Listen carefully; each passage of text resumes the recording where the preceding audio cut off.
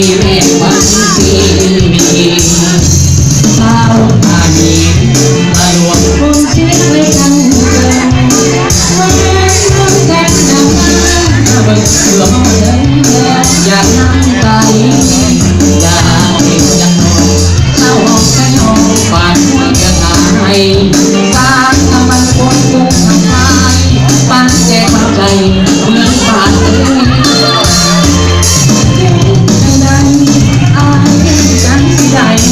เป็นผู้กับสาวปาเช่ผู้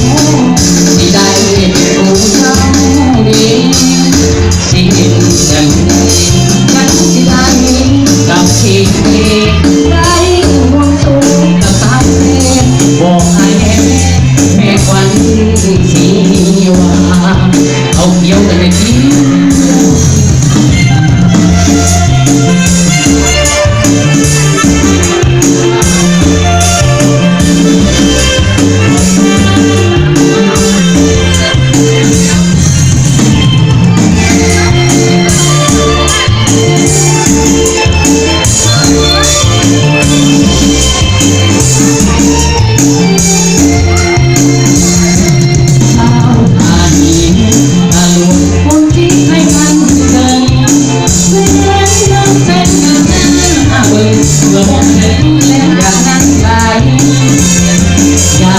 อยากบอกเศร้าหอกไม่ยอมปากจะทายบ้านน้ำมันคนคงทำไมบ้านแกเข้าใจเมืองปากเสียยังไงอายดิ้งจะได้เป็นคู่สาวปาก